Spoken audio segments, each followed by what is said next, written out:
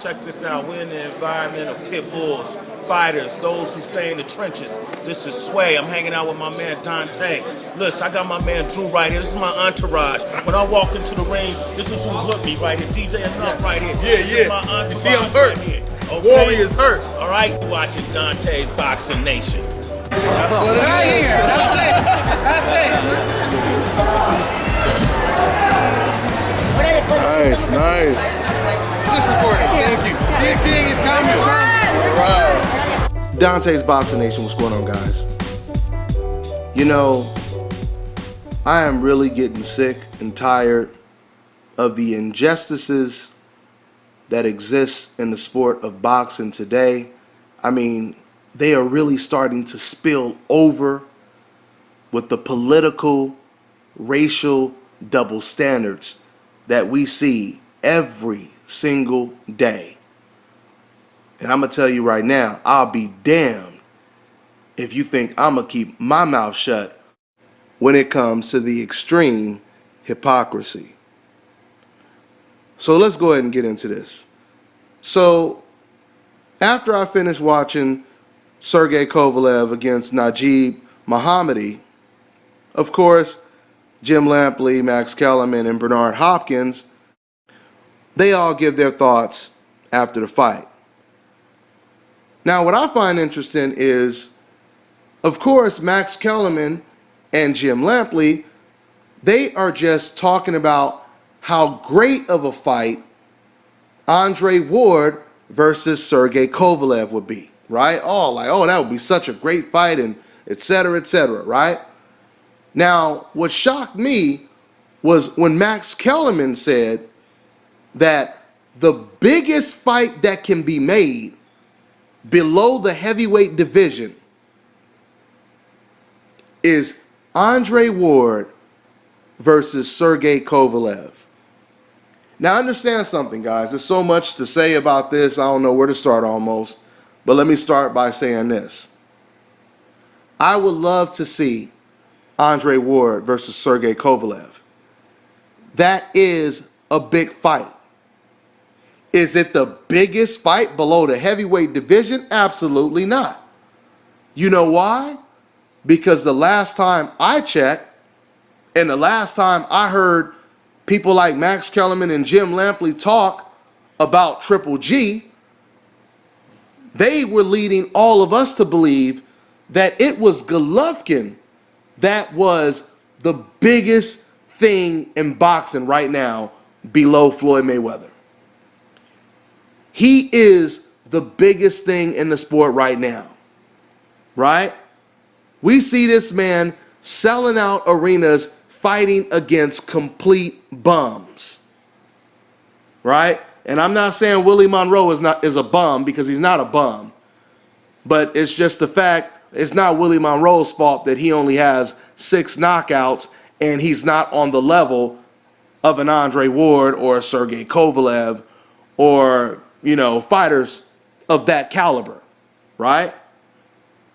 So the point that I'm making is, how is it possible Max Kellerman and Jim Lampley, they never even mention an Kovalev-Ward versus Triple G fight, but oh man, they are jumping up and down for an Kovalev-Ward versus Sergey Kovalev fight. Now, what's so crazy is, if they were reporters or real non-biased reporters, they would have quoted what Kovalev-Ward just said like a week ago, which is, I want Gennady Golovkin first, then after that, I want Sergey Kovalev. This is the problem that I have. The problem that I have is, these are reporters. These are analysts, okay? And they are making it no secret that they are protecting Gennady Golovkin. They're protecting him, right? And they're not really trying to hide it. Golovkin, last time I checked, if you listen to the fans, he's supposed to be the biggest, baddest beast on the block. right? This is a big ass, vicious pit bull. Pit bulls don't need protecting. You may need to protect that little chihuahua from the pit bulls, but you don't have to protect the biggest, baddest dog on the block. So why are some of the biggest representatives of HBO protecting Gennady Golovkin from #2 pound for pound, the best fighter in the world, by all means necessary? Why are they doing it? Once again, the double standards are as clear as day.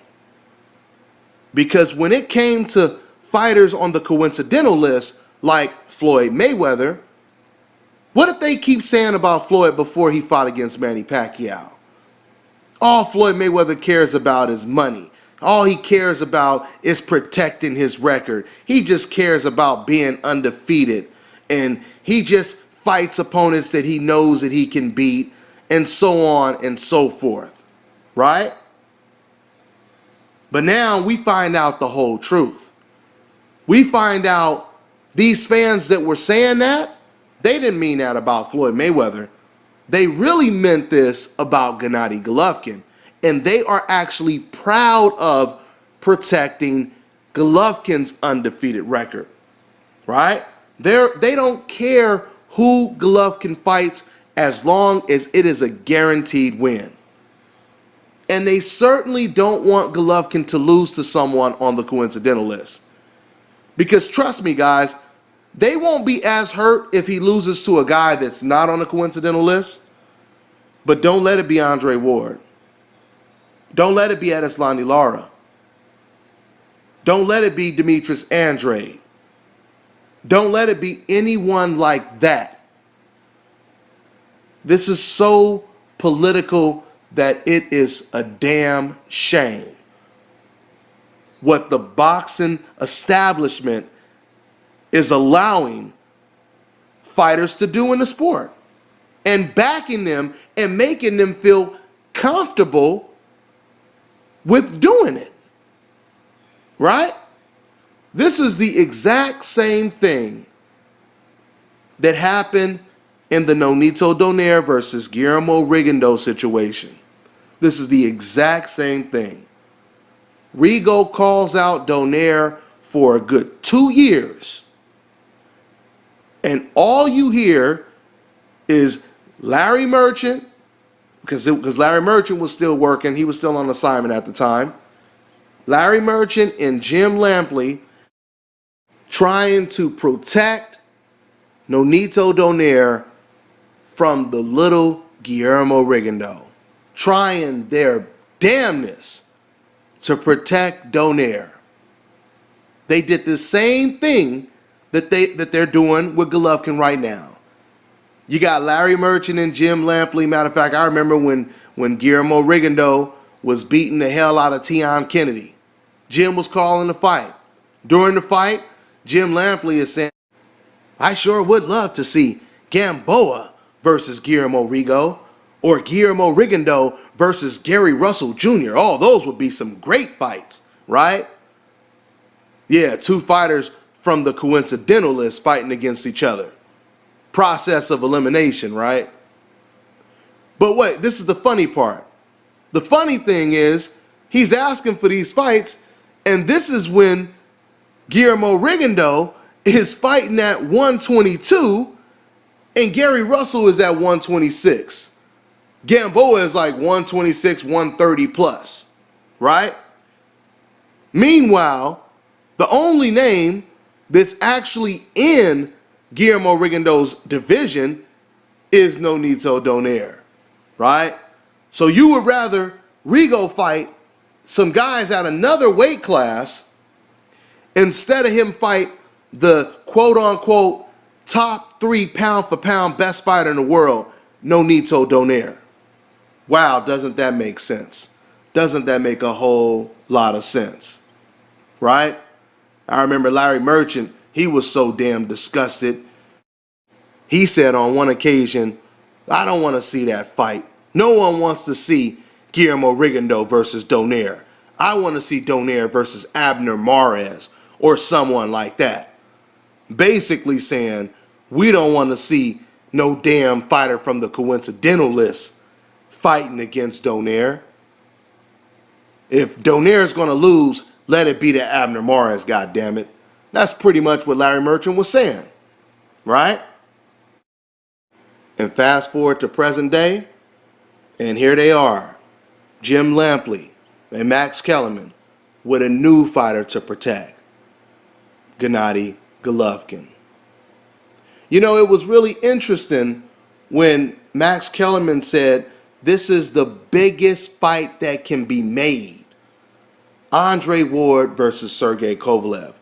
What's so interesting with him saying that is usually you'll hear people like Max Kellerman and Jim Lampley, but mainly decafs on the internet, you'll hear them saying, you know, Ward is boring and he doesn't deserve to fight Golovkin. He's not a star and so on and so forth, and he doesn't sell tickets, and basically saying everything to discredit and diminish Andre Ward's credibility of being a star, right?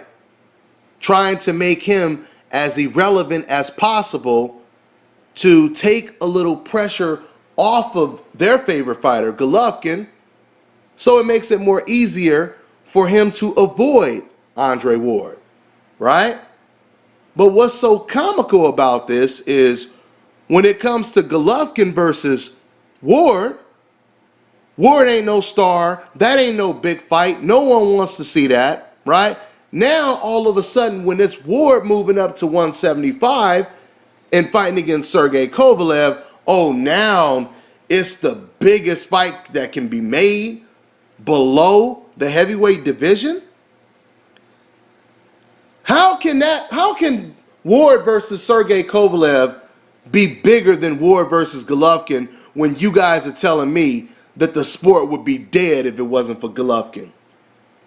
Golovkin is the savior of boxing. He's the most loved, so on and so forth. That does not make any sense, does it? It doesn't make any sense, right? Something else Max Kellerman said, he said, you know, the winner of that fight would probably be pound for pound the best fighter in the world, right? But see, I mean, to a certain extent, not all the way, but to a certain extent, I kind of agree with Max on that. But the only reason I agree with him is because Andre Ward, we already know, is already pound for pound number 2. He's already pound for pound number 2, the best fighter in the world, right? And you can completely ignore all those extreme, you know, bias-ass pound for pound ratings. Real boxing fans already know that Ward is number 2, the best fighter in the world, because you can't think of any fighter that can beat Andre Ward, and that includes Gennady Golovkin. I don't even believe Sergey Kovalev would beat Andre Ward. But I do agree, once again, the winner of a fight like that would probably be number 1, with Floyd Mayweather, you know, slowly exiting the door, right, of the pound for pound list. But see, what doesn't make sense to me is Sergey Kovalev has already proven himself. Sergey Kovalev and Andre Ward have both proven themselves. They have both been willing to fight the best competition, right? The only guy who hasn't stepped up is the oldest one out of the bunch, and that's Gennady Golovkin. This man is damn near 34 years old. He has never fought a guy on the level of a Sergey Kovalev, of an Andre Ward, of a undefeated Carl Froch, you know, a fighter of a Mikhail Kessler when they were on the top of their game. He's never fought a fighter like that. He's never fought a bigger, stronger fighter that was in their prime, right? And wasn't already knocked out before, or so on and so forth. Because I tell you right now, the best fighter that Golovkin has ever faced, it would have to be Curtis Stevens, right? But the problem with Curtis Stevens is he had already had 2 or 3 losses. He had got the brakes beat off of him by Jesse Brinkley from The Contender, which I still remember how in shock I was when I was watching that on ESPN, and then he completely got outboxed by Andre Durrell. So my point is, with the level of competition that Golovkin has faced, wouldn't you want to see Golovkin step up and fight the very best opponents available? I mean, if you are a real boxing fan, this is what we long for. All of us can remember one of our favorite fighters stepping up for the very first time, right? Shane Mosley stepping up for the first time, Oscar De La Hoya, Sugar Ray Leonard, Floyd Mayweather, when he stepped up against Gennaro Hernandez or Diego Corrales. Those were some of the most exciting moments, because then you're sitting there right before the first bell rings like, man, now we about to find out what this guy is really made of. Was he really a hype job all along? Or was he really, or is he really the second coming of a Sugar Ray Leonard, Roy Jones Jr., Pernell Whitaker, etc., etc., etc., right? These are the questions that we want answers to. We've already seen Sergey Kovalev dominate John Pascal and the great Bernard Hopkins. We've already seen Andre Ward win the Super 6 tournament when he was not even favored to win. When is Golovkin going to do that? Because the time is ticking right now. Golovkin is damn near in his mid-30s, right? Is Golovkin the next pound-for-pound king? Or is he the next Julio Cesar Chavez Jr.? Because remember, guys, it wasn't that long ago that Chavez Jr. was undefeated. He was always bigger and stronger than all of his opponents. He was knocking the majority of them out. And just like Golovkin, fans were protecting Chavez's record. They didn't care that he was fighting tomato cans. And soon as Chavez stepped up and fought real competition, I'm talking about a pound-for-pound top 10 fighter, he got dominated. And the guy he got dominated by was probably 20 to 30 pounds smaller than he was. And that was Sergio Martinez. Is this what we're looking at when it comes to Gennady Golovkin? We don't know yet, right? We don't know. But yet, fans want to say it's something wrong with us because we want to see.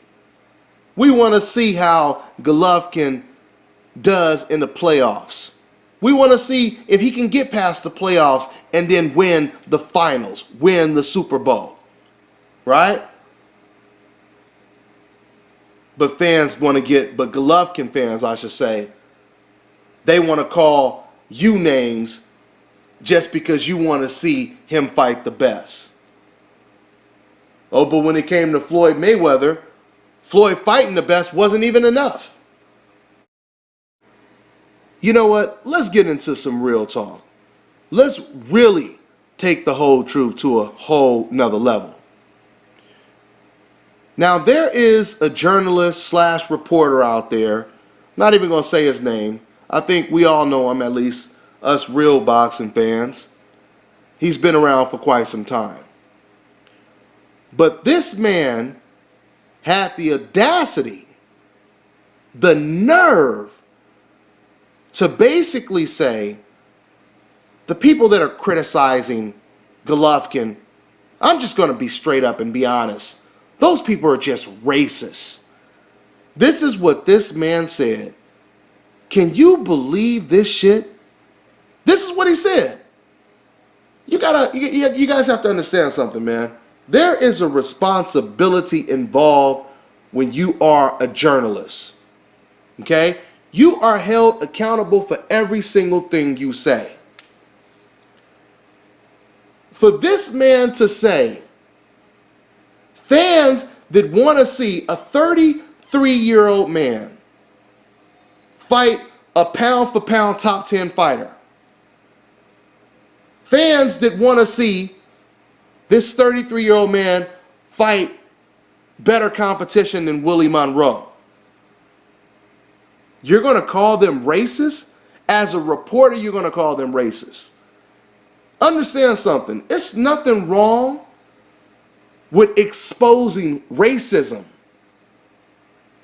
But out of all of the racism that we have seen in the sport of boxing, this is when you decide to call racism?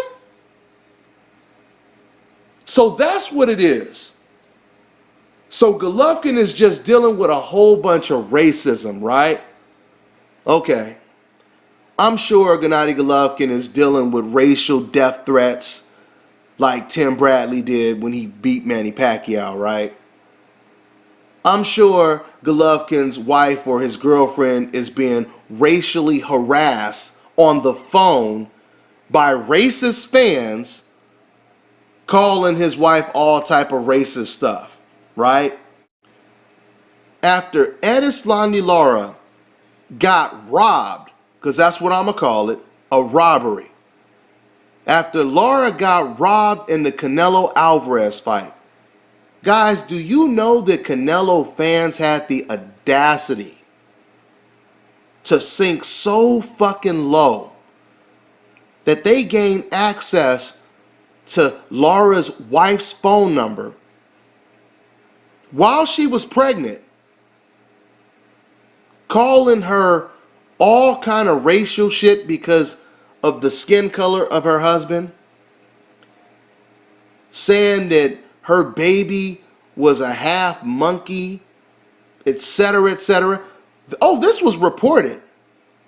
This stuff that I'm saying was reported. Right? And you guys are telling me that this is what Golovkin is dealing with? Racism? This is beyond absurd for a reporter to utter some shit like that out of his mouth. Now, see, I can understand decaf saying this on the internet. Dumb casual ass fans. I could understand them saying this. That's why I don't even take them serious. That's why you don't ever really see me responding to comments too often, because it's too fucking much ignorance on the internet. All right? That's not having a real conversation, with boxing fans. You're talking to decafs that are not to be taken serious. Right? So I pay that no mind. But for you to be a professional reporter, journalist, and you say something like that, you ought to be ashamed of yourself. Right? When you got Freddie Roach on camera offending all Mexicans, racially offending Mexicans, racially offending Jews, right? You got Sergey Kovalev depicting black people as monkeys, calling them the N-word and all kind of other stuff. But no, you decide to call racism when people ask Golovkin to step up in competition. Are you fucking serious? This is how much of a joke people are trying to turn our sport into. You ain't gonna never get nothing but the whole truth on this channel. You see, the stuff that you guys hear me speak, It is completely unfiltered because I don't care how you take it. You could sit there and cry all you want. You could type all this silly ass shit. You could send all these racist messages. But then of course when you see me in person, you want to smile and shake my hand.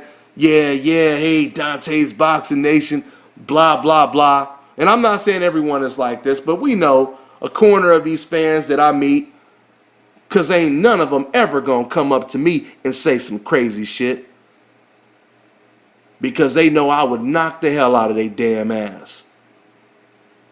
And you know that. And once again, this ain't no disrespect to the real boxing fans. I'm just talking about the ignorant ones that sit over here and post all this ignorant shit. Right? But before I forget what I'm talking about, let me get back on track. All of this racism